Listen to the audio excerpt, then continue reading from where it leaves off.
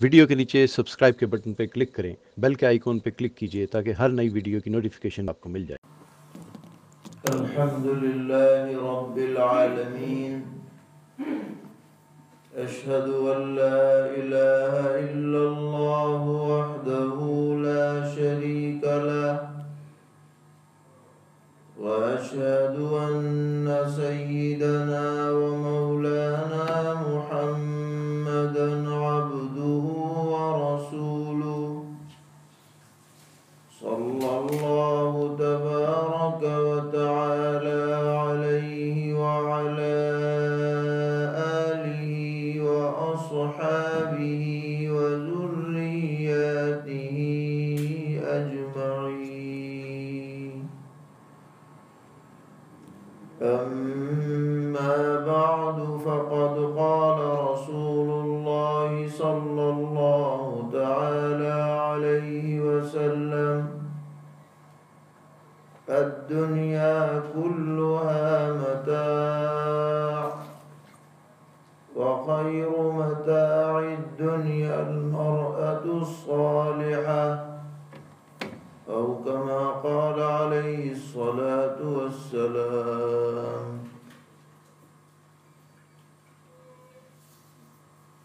معزز حاضرین اور پس پردہ ہماری مائیں اور بہنیں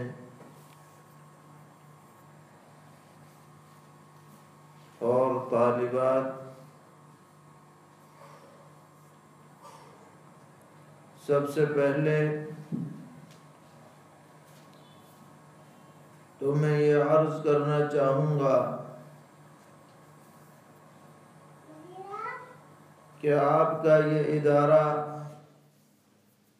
اصلاح البنات ماشاءاللہ اپنے دائرۂ اثر میں انتہائی ضروری اور اہم دینی خدمات انجام دے رہا ہے، اور کافی عرصے سے اس ادارے کے فوائد و برکات کے بارے میں واقفیت حاصل ہوتی رہی۔ ایسے ادارے ہر مسلم آبادی کی بنیادی ضرورتوں میں داخل ہیں، اس لیے کہ دین کا سیکھنا صرف مردوں ہی پر لازم نہیں بلکہ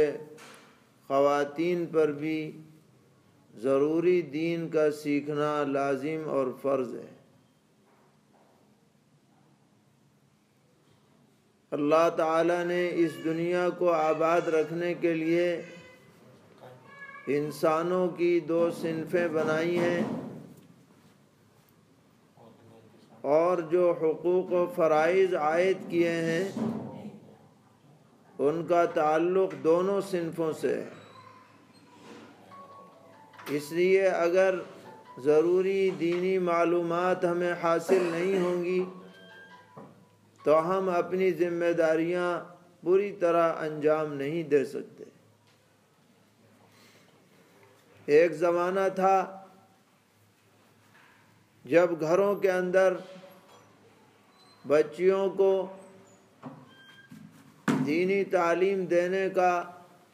ماحول تھا، والدین فکر مند رہتے تھے کہ ہماری بچیاں اسلامی ماحول میں نشو و نما اور تربیت حاصل کریں، اور ان کو ضروری تعلیم گھر ہی میں دی جایا کرتی تھی، اور اسی مقصد سے ہمارے اکابر میں حکیم الامت حضرت مولانا اشرف علی تھانوی نور اللہ مرقدہ، انہوں نے کتاب مرتب کرائی جو بہشتی زیور کے نام سے مشہور ہوئی، اور گھر گھر کی ضرورت بن گئی الحمدللہ، اور ہزار لاکھوں لاکھ ہماری ماں و بہنوں نے اس سے استفادہ کیا۔ لیکن اب صورتحال نئے زمانے کے اعتبار سے بدل گئی ہے، اور عام طور پر گھر کا وہ ماحول باقی نہیں رہا جو پہلے تھا، اور والدین کی بھی وہ فکریں نہیں رہیں جو پہلے زمانے میں تھیں۔ اس لیے ضرورت پیش آئی کہ جس طریقے پر بچوں کے لیے مکاتب اور مدارس ہیں اور ان کی دینی تعلیم کا نظم و انتظام ہے، اسی طرح بچیوں کے لیے بھی محفوظ ادارے قائم کیے جائیں۔ یہ اس زمانے کی اہم ترین ضرورتوں میں شامل اور داخل ہے، اور اس ادارے نے جو اصلاح البنات کے نام سے شروع کیا گیا، الحمدللہ ایک سنہری مثال اس بارے میں قائم کی۔ اس کا جو طریقہ تربیت کا ہے، تعلیم کا ہے، وہ ایک خاتون کی دینی ضرورت کو، بنیادی ضرورت کو پورا کرنے کے لیے الحمدللہ کافی ہے، اور اس کے اچھے ثمرات اور تجربات سامنے آ رہے ہیں۔ اللہ تعالیٰ بانیان، منتظمین، معاونین سب کو جزائے خیر عطا فرمائے، طالبات کو علم نافع عطا فرمائے، معلمات کو کے علوم میں برکتیں عطا فرمائے۔ اس وقت آپ کے سامنے ایک چھوٹی سی روایت سرور عالم صلی اللہ تعالی علیہ وسلم کا ارشاد عالی پڑھا گیا ہے، اور یہ ایسا ارشاد ہے کہ ہماری ہر بچی کو، ہر ماں کو، ہر بہن کو یہ ارشاد ہر وقت یاد رکھنا چاہیے، بلکہ ہم تو یہ کہیں گے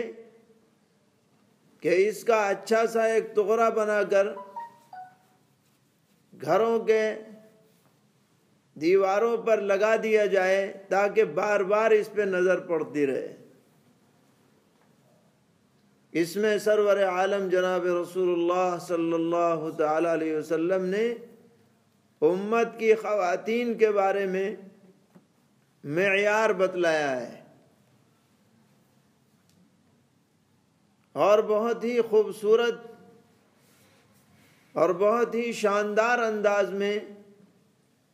ایک مسلم خاتون کا زندگی گزارنے کا جو مشن اور طریقہ ہونا چاہیے اس کی طرف اس میں اشارہ کر دیا گیا ہے۔ فرمایا پیغمبر علیہ الصلوۃ والسلام نے، الدنیا کلھا متاع، دنیا سب کا سب نمٹ جانے والا سامان ہے، باقی رہنے والی کوئی چیز نہیں ہے یہاں، لیکن وخیر متاع الدنیا، دنیا کی چیزوں میں سب سے بہترین، سب سے شاندار، سب سے اچھی چیز پیغمبر علیہ السلام نے فرمایا المرأة الصالحہ، وہ خاتون جس کے اندر نیکی پائی جائے، صالحہ ہو، دیندار ہو، شریعت پر چلنے والی ہو، شریعت کا جذبہ دل میں رکھنے والی ہو۔ پیغمبر علیہ الصلوۃ والسلام نے اس کو تمام دنیا میں سب سے بہترین چیز قرار دیا ہے، اس لیے کہ اللہ تعالیٰ نے صنف نازک کو بہت سی وہ صلاحیتیں عطا فرمائی ہیں جو مردوں میں بھی نہیں پائی جاتی۔ اگر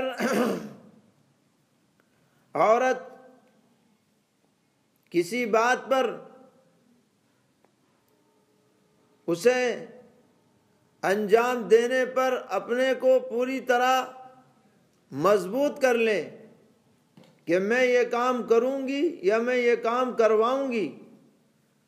تو اللہ تعالیٰ نے ایسی صلاحیت اللہ تعالیٰ نے عطا فرمائی ہے کہ اس کو ضرور اپنے مقصد میں کامیابی مل جاتی ہے۔ اگر یہ صلاحیت ہماری خواتین خیر کے لیے استعمال کریں تو ہر جگہ سے خیر نکل کر کے آئے گی، اور ہر جگہ سے دینداری کے اثرات اور ثمرات ظاہر ہوں گے۔ خود بھی دین کے اوپر عمل کرنے والیاں ہوں اور دوسروں کو بھی دین پر چلنے کی دعوت دینے والی ہوں۔ اگر ایسی عورتیں ہوں گی تو نیچے سے لے کے اوپر تک پورا مسلم معاشرہ دین کے رنگ میں رنگ جائے گا۔ اسی لیے سرور عالم جناب رسول اللہ صلی اللہ تعالی علیہ وسلم نے مشورہ دیا کہ رشتے ناتے کے اندر کوئی مال دیکھتا ہے، کوئی خوبصورتی دیکھتا ہے، کوئی خاندان دیکھتا ہے، اور آپ نے مشورہ یہ دیا کہ کچھ لوگ دینداری دیکھتے ہیں، فاظفر بذات الدین، دینداری والا رشتہ اگر مل رہا ہو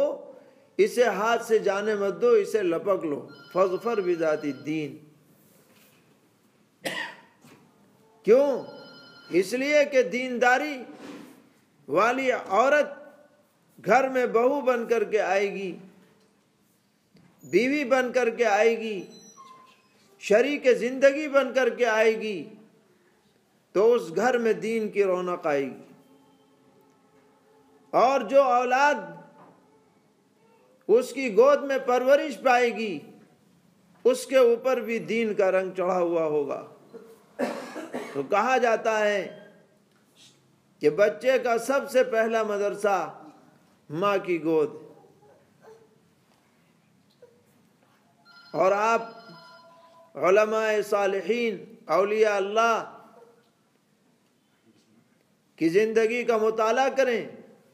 ان کی تربیت میں سب سے بڑا کردار ان کی والدہ ماجدہ کا رہا ہے۔ ہمارے قریبی زمانے کے بزرگوں میں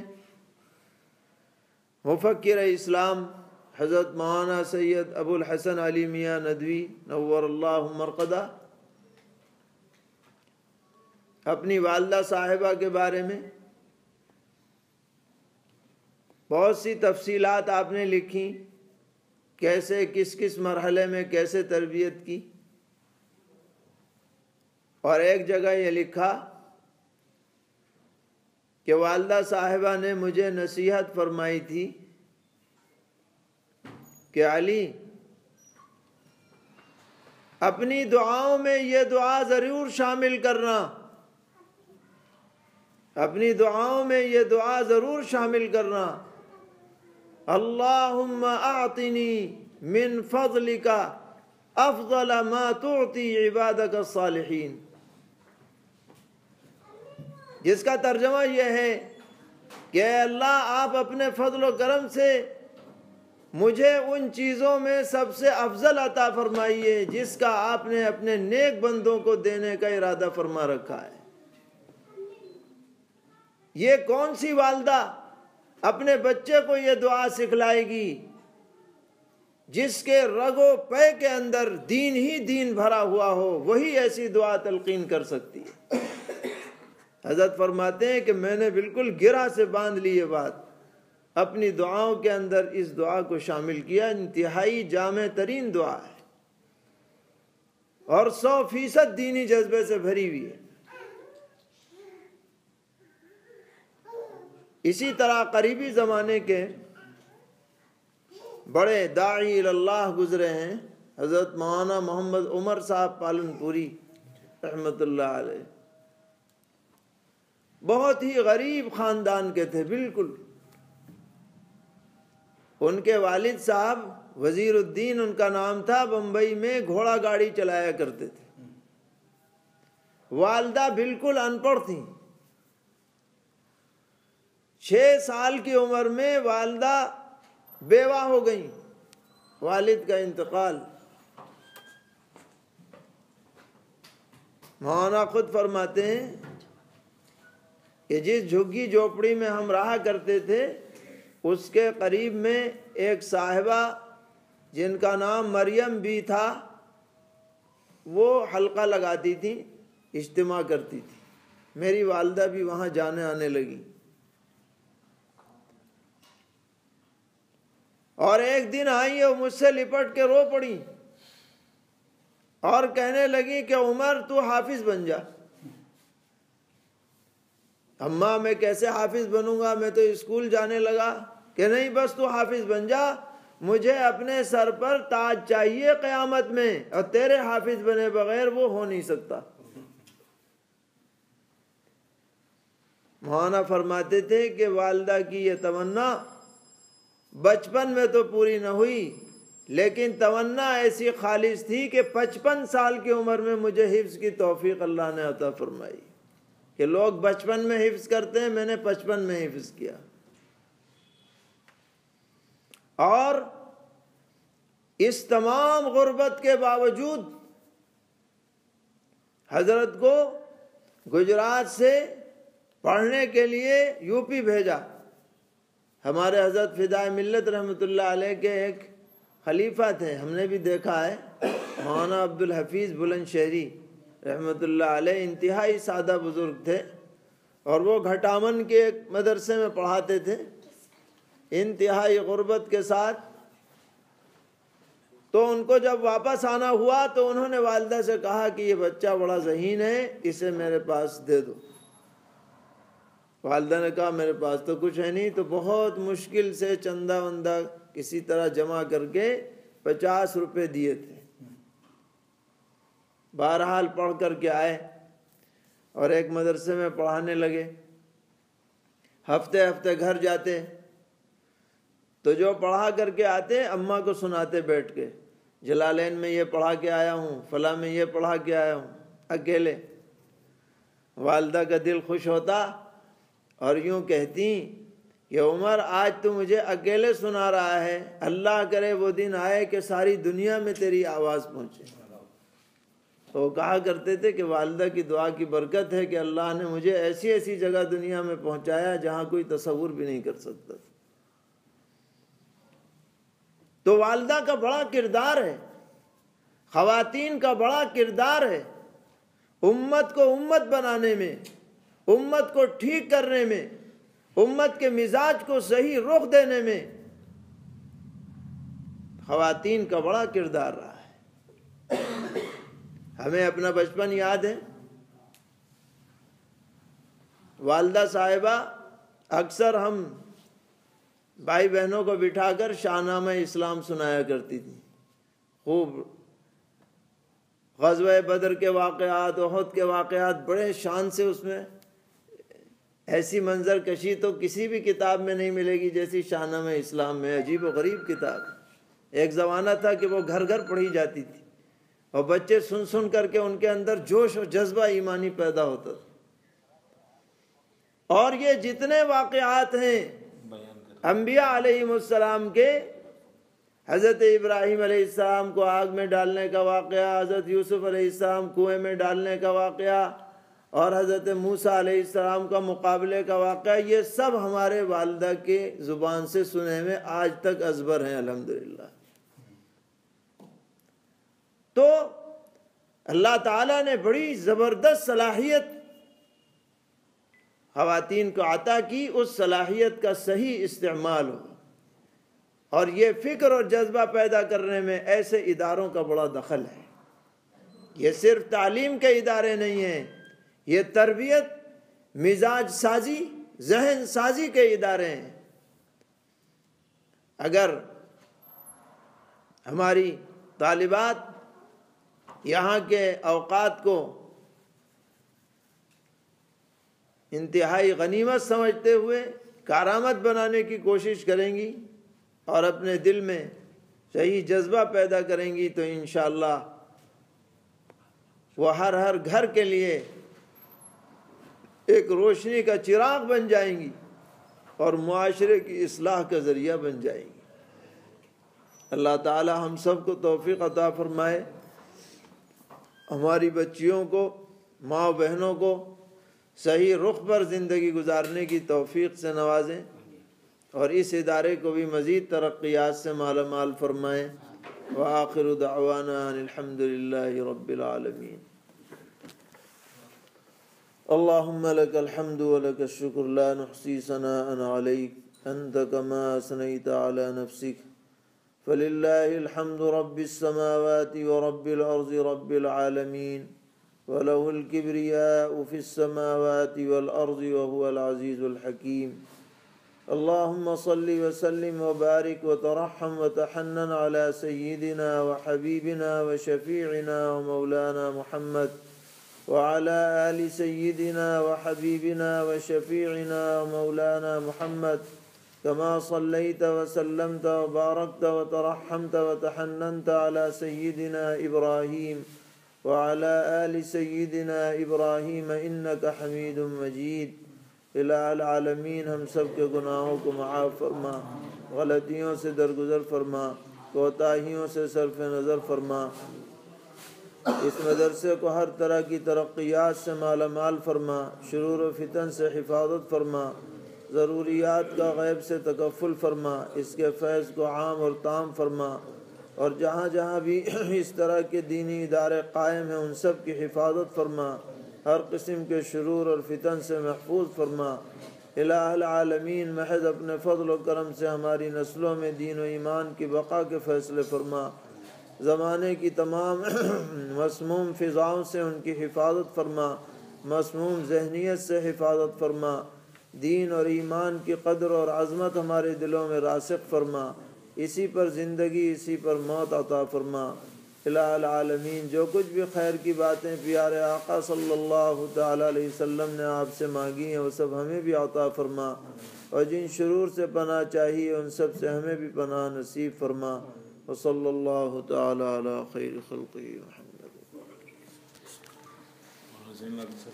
فوٹو صحیح نہیں آئی ہے، ٹکٹ کی وہ چاہ چھوڑ دو۔